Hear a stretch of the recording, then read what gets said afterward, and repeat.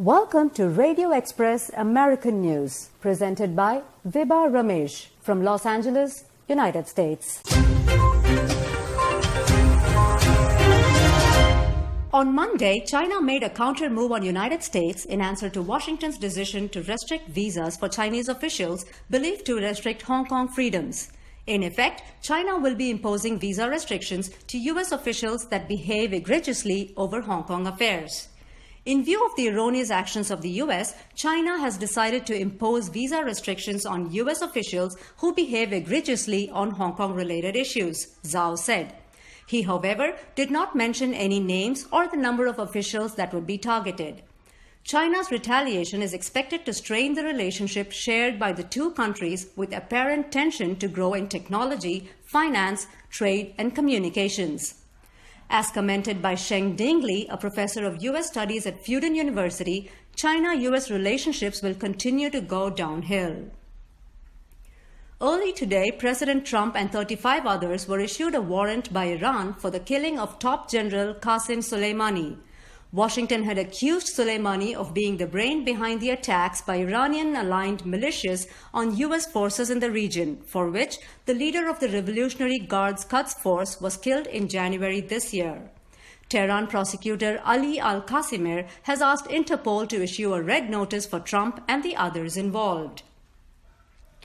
The rapid spike in the number of new single-day cases of coronavirus seen after the lockdown restrictions were partially lifted, several states are returning to previous restrictions.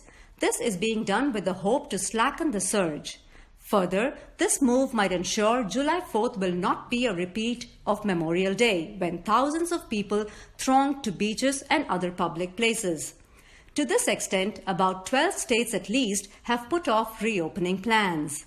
While bars in Texas and some parts of California were ordered to close down, beaches in Florida are asked to keep public off limits during the upcoming July 4 weekend. New York City will see its next phase of reopening on July 6th. This phase will open up indoor dining at restaurants and personal care services, with, of course, limited occupancy. Malls in New York will be permitted to reopen only after they ensure that the malls have high-quality air systems that filter out the virus.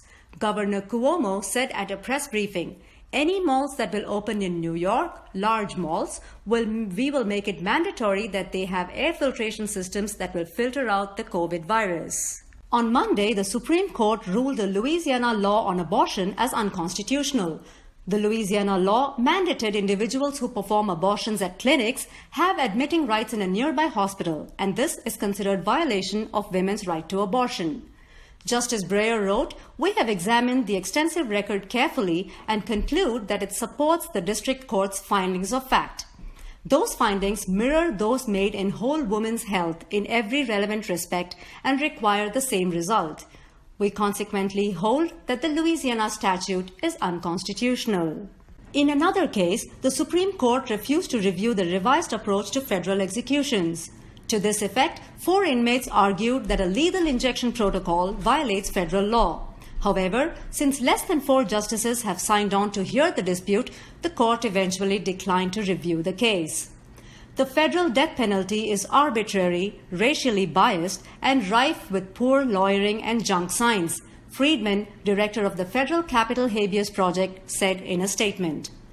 Given the unfairness built into the federal death penalty system and the many unanswered questions about both the cases of the men scheduled to die and the government's new execution protocol, there must be appropriate court review before the government can proceed with any execution, he said. The much-expected pricing for remdesivir, a drug to treat the deadly coronavirus, was announced today by Gilead Sciences. The drug will cost $3,120 per patient with private insurance in the United States. The company will be selling remdesivir at $390 per vial to governments of developed countries and at $520 per vial to U.S. private insurance companies. Although the company had been donating doses to the U.S. government in May, it will start charging for the drug in July. A nationwide flood modeling tool reveals the nation's unpreparedness for floods. The analysis churned out by the model shows the federal government's prediction on flood-striking areas has been underestimated and will leave millions of homes and commercial property unprepared for potential damage.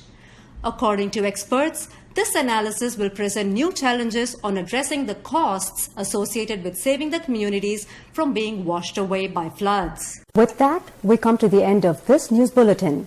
Thank you for joining us. Stay tuned for the next program on Radio Express. Radio Express. Radio Express.